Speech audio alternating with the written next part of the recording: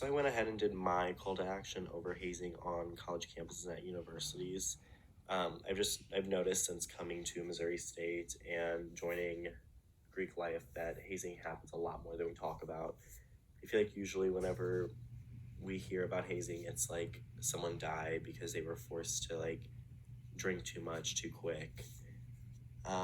And usually they only talk about fraternities who are hazing, but I've noticed that hazing takes a lot of different forms and can be a lot less traumatic than I feel like we typically talk about it.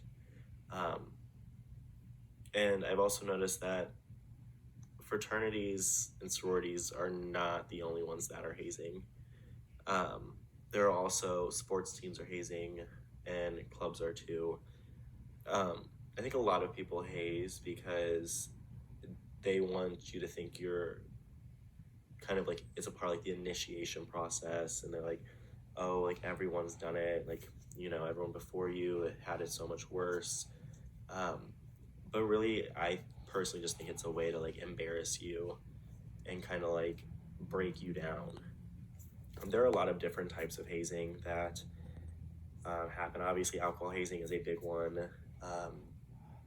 There's the physical aspect of the hazing, like hitting you with a paddle or making you like do wall sits or push-ups.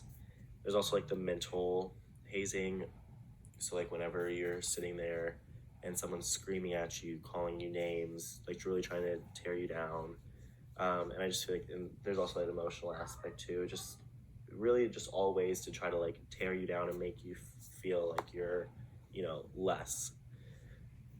Luckily, my fraternity, Delta Chi, we have a strict no hazing rule. We were actually the first fraternity to abolish Hell Week in 1929. Hell Week is kind of the week of initiation, and for a lot of fraternities and sororities, it's a week where you are literally put through hell. You don't sleep much. You're always doing something, and it's like supposed to promote like unity, but really it's just an excuse for you to be hazed. I know sports teams will do it but theirs is a little more like spread out.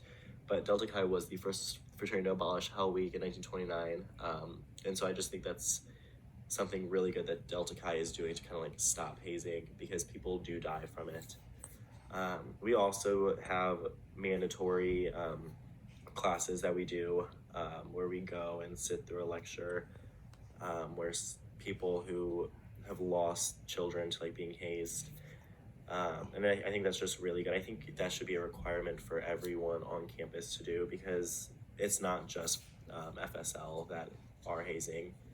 I went ahead and I also put in a little infograph just of students who say that they have been hazed, and I really just did that to show you that it's happening a lot more than just fraternities and sororities. Obviously, that one is the biggest, that one has the most, but varsity athletic teams are right behind it, and then it just keeps on going down. Club sports, performing arts, service fraternities and sororities. I just think that that's a really good thing to see, just because whenever we do think of hazing, we only think of fraternities. We don't even really look at sororities. So yeah, that is my presentation. Thank you.